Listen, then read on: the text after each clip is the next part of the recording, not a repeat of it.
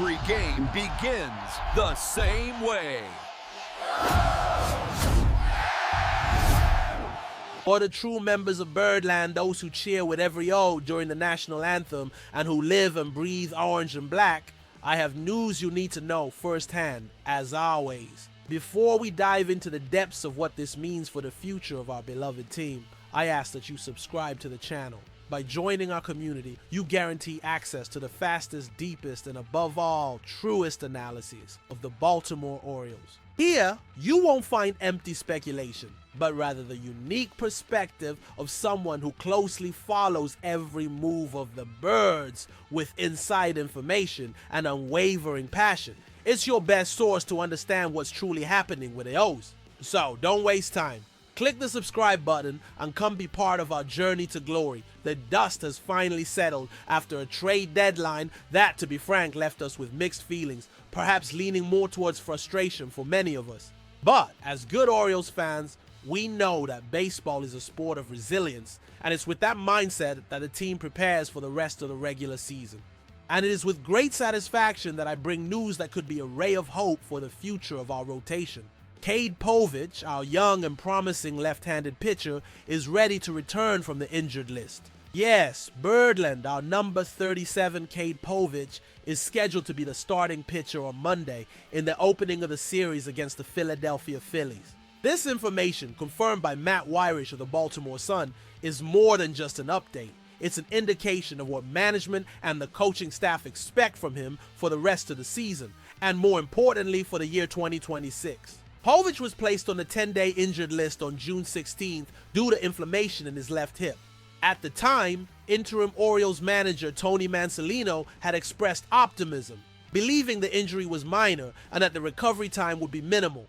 Mansolino even revealed that Povich had been dealing with this inflammation for some time, which worried us, but the promise of a quick return gave us some relief.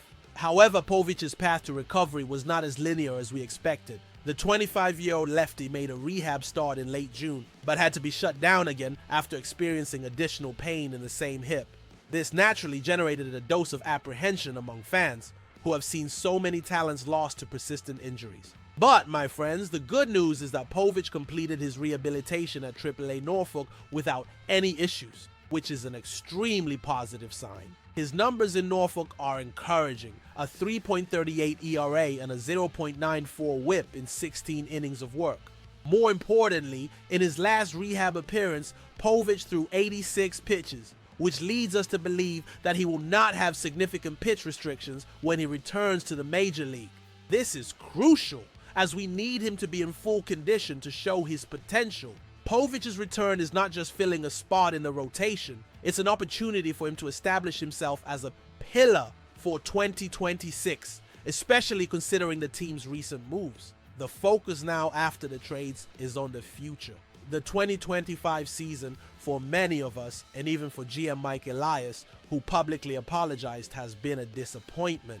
But Povich has the rest of the season to prove that he can be part of the solution for our starting rotation next year. He is under contract with the Orioles this season, with 2 more pre-arbitration years in 2026 and 2027, which gives him a horizon of security and stability to develop his game. With injured starters Kyle Bradish and Grayson Rodriguez, Povich's role becomes even more vital. He could be the missing piece to anchor the rotation and help us return to relevance in the always competitive AL East. As I mentioned, the trade deadline was, to say the least, eventful and for many of us painful.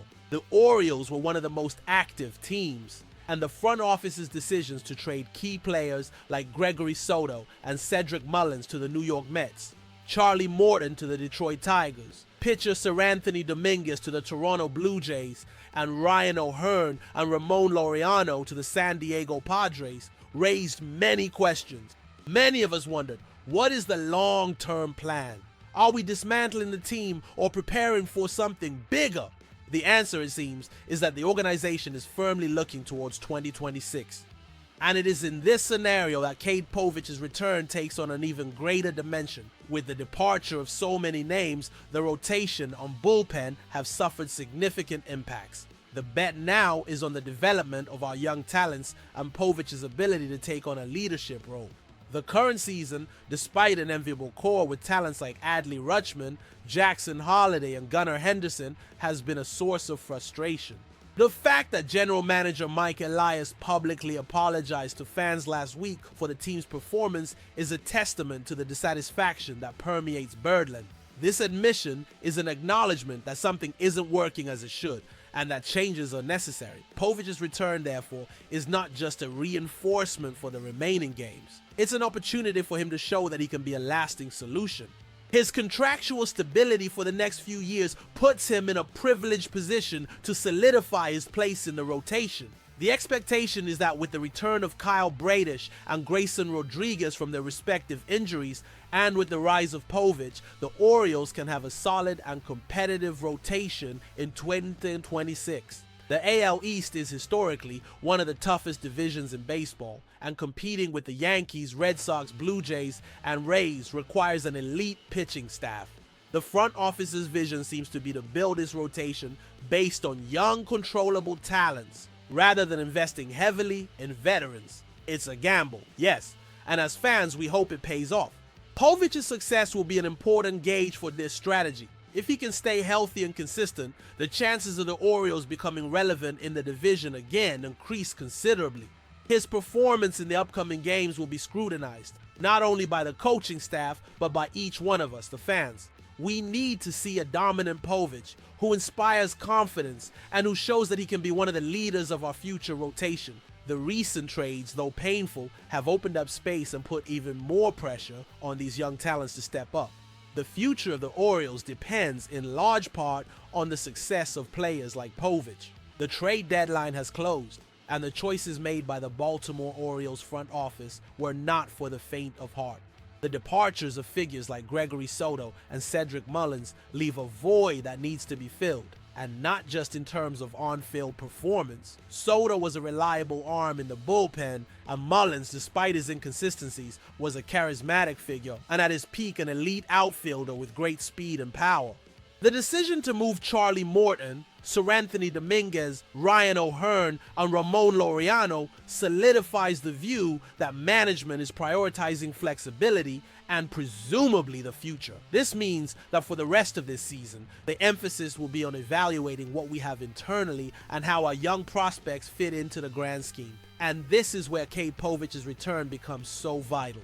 He's not just a pitcher coming back from injury, he's a key piece in what appears to be an aggressive plan for 2026.